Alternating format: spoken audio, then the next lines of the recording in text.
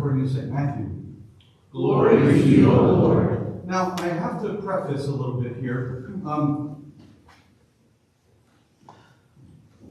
Every once in a while, so we read the NRSV version of the Bible for worship purposes. And that's well and good, because the NRSV translation is the best translation for public worship, because it edits and changes things, particularly what are otherwise very patriarchal pronouns and things, to make it more inclusive for everyone's ears to hear and know that you're included.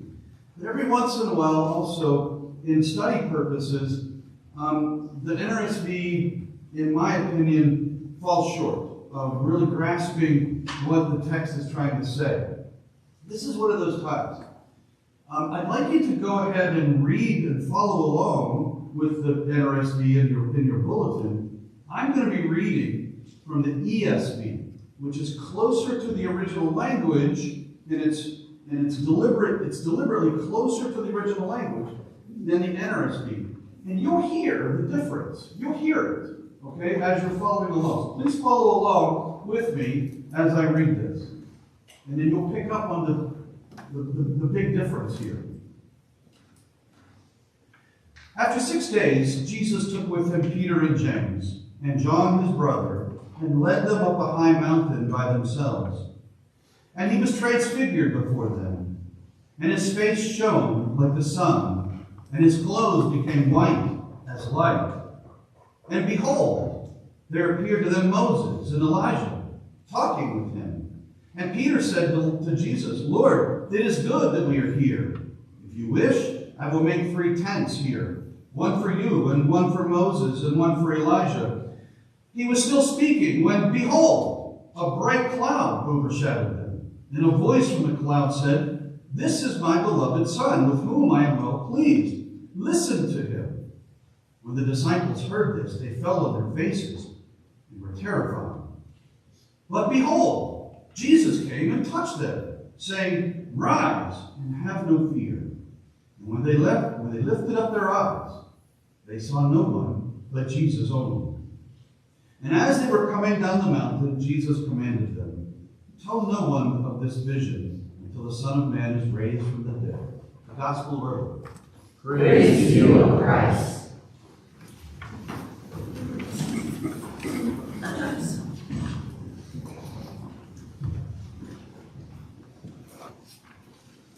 You might have heard a word 3 different times in that translation from the ESV that you didn't read in your NRSV. The word was behold. Now I know behold is a word that sort of slipped from our common language. I get that, right? And I know that the NRSV is working hard to make sure that the language and the words are more accessible and so forth. But that word behold carries some punch, doesn't it? If you heard that in the NRSV without those 3 times, behold, it loses something, at least in my opinion. So that's why I wanted to read it that way. Because it's like the NRSV has sort of lost sight of something. It's like it missed something. It's funny, the word behold literally means, look, you're missing something. And their NRSV, I think, missed something here by taking those behold words out. In the Greek, the word is idou. That's the original language of the New Testament, idou. Matthew uses that word behold 63 times in his gospel. 63 times. And the NRSV skips it. Almost every time. Sometimes you get look. But they take the word behold out. And I get it, like I said, trying to make language more understandable in our common language today, trying to translate and so forth. I get it. But boy, does that word behold pack a punch that we miss when we take it out, simply because we don't commonly use this word in our language. So let's talk about this word behold. Behold, like I said, is a word that means It means, look, you're missing something. Look up. You're missing something. It's real strong. It's imperative. It's grabbing your attention. Behold, there's something you're missing while you're distracted with other things. That's what it means.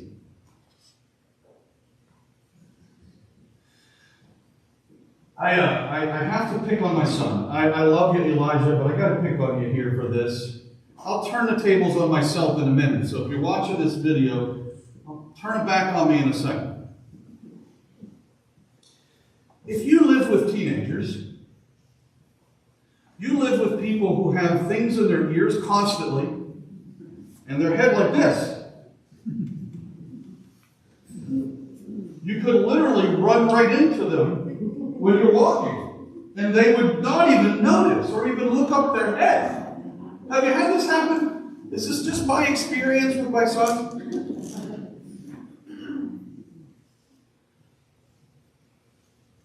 How many times are you on the sidewalk, maybe walking somewhere, and you have someone, you're coming this way, and they're like this, and you can run right into them, and there's no sort of, excuse me, or they just run right into you.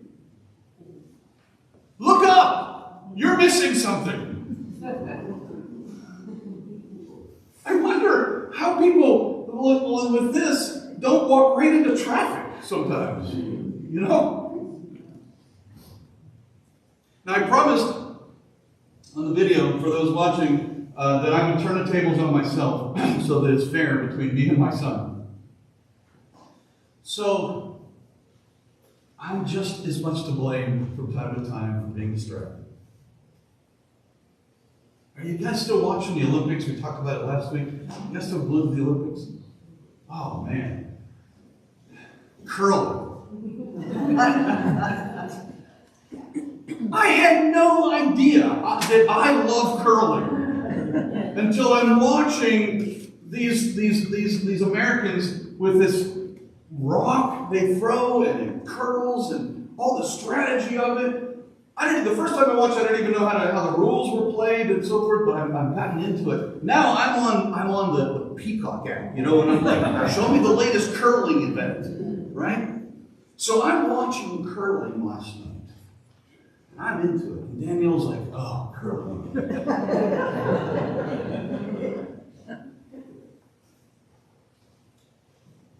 Danielle says, we moved cars around outside in our garage last night. And Danielle says, could you please remember to close the garage door before you come to bed so it's not left open all night? Yeah, I'm watching curling. That should have been a moment when God says, look up, your wife is talking to you. I came out this morning to get in my car to come to church. The garage door was left open all night. So son, you're off the hook and I'm on it now. We go through life with lots of distractions, don't we? There's so many things can distract us from what we really need to be focused on sometimes. It's so easy to be distracted. We are distracted in so many different ways, right? We're distracted a lot by the news lately. Oh my gosh. The news endeavors to keep us distracted, doesn't it? And I don't care what side of the political fence you're on. Some of us in this world wake up in the morning just to get our daily dose of anger so that we can be distracted by that all day long and not focused on what we're supposed to be doing. Does that sound familiar? Open the news just to look for stuff to be angry about. So that my side is going to win. We go through life distracted by this, right? How many of us are going through life? And I'm not trying to downplay the reality of right and wrong. I'm just talking about distractions here. Jesus is saying 3 times, this text calls our attention to Jesus. Look, you're missing something. Peter, James, and John, up on the mountain with Jesus. There it is, right? He is transfigured before them. And the Bible has to say to them 3 times, look, You're missing something here. You're distracted. And what is Peter, James, and John distracted by? They're terrified. They have a right to be. I mean, in their world, in their mindset, they're terrified because their sinful presence cannot coexist with the holy. Because if they do, the sinful part must die. They're terrified that what they're witnessing is the holiest of holy God has just made himself present in Jesus and Elijah and Moses. And they believe they are about to die because of it. They shouldn't be there. And then Peter's like, oh my gosh, trying to overcompensate. It's good to be here, Lord. Yeah, it's good for me to be here. In other words, don't strike me dead. Matter of fact, it's so good I'm going to build 3 dwelling places. Now he's distracted by some building project. Right? Now he's distracted with overcompensating. Jesus comes over and touches him and just says, Peter, get up. Look up. Look at me. Right? The text literally, it can either say look up or get up in the original Greek. I like the look up better. Because it's like Jesus saying, look at me. I'm here. You're fine. Get up. Go. Right? Go. Sometimes I think we're missing the point in our world. We're often missing it. We're distracted in our world. We're distracted from the love of God that is all around us. The love of God that is here in our community of faith. The love of God that meets us in our families. We are so often in this world conditioned to be distracted from what God is up to in this world. And so I just want to ask the question of us today. What's distracting you? Where's your focus in your life, in your world? What are the things that keep your mind constantly occupied throughout your day? There's a lot of things to be worried about. There's a lot of things to be angry about. There's a lot of things to preoccupy us. Personal goals and so forth, self-achievement. These are all noble and those kinds of things are good for us. Self-achievement and so forth, goals and so forth. They can be very helpful. But they shouldn't distract us from what God is up to. That's when we miss it, isn't it? Danielle and I were at a wedding for a friend of Danielle's workmate on Friday. And I was listening to the toast from the father of the bride at the reception. And he said such kind words about his daughter and the story of raising her and his humor. And what that story did, it cut through all the distractions. It revealed how much he loves his daughter and how much he loves his wife. Sometimes we need moments to pull the distractions away and remind us what really matters in this world. It's the love of God. The love of God that reminds us to love our neighbors. The love of God that meets us and greets us and says, it's going to be okay because I'm with you. I'm here. The love of God that calls us, right, to reach out to people around us with charity, with grace and hope in a world that desperately needs it. The love of God that reaches through the distractions and says, look at me, it's okay. I'm here. The love of God that will touch you today.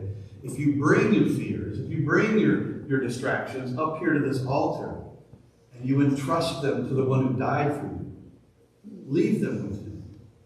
Invite Jesus, Lord, take these distractions from me. Let me focus on you. Receive them, the bread and the wine, as the real presence of Christ. Just as it was real for Peter, James, and John. Just as Peter touched him. Just as Jesus touched Peter. He said, look at me. I'm here. It's going to be okay. That's what Holy Communion is. Bring your distractions and leave them here at this altar today. Feel the real presence of Christ in this room, this community of faith that loves one another and endeavors to do more beyond this wall. Recognize the real presence of Christ here as we teach and preach week in, week out about the love of God that cuts through everything in this world and reaches out into the world as we leave this building. Sense the real presence of Christ when you leave your distractions with Him today at this altar and receive them, Him in real presence in bread and wine, coming to you saying, I'm with you. It's okay. I love you. That's what Holy Communion is. And as you leave, touch the water where Jesus promises to be with you there too. Touch the water. Make the sign of the cross on your way out in the baptismal font. Remind yourself, I am baptized. Christ loves me and will be with me forever and ever. I'm a baptized child of God. I'm an heir to the kingdom of heaven. And nothing can take that away. Remind yourself. And then go about your life from this day, from this week. Go about from here knowing that all the distractions are out there. Knowing that they don't really matter. That it's that love of God that does. And maybe that'll help you stay focused. And help that behold moment constantly lift your eyes up to the kingdom of heaven. Because if we go about our lives always looking like this, when will we ever look up and see what God is up to? Amen.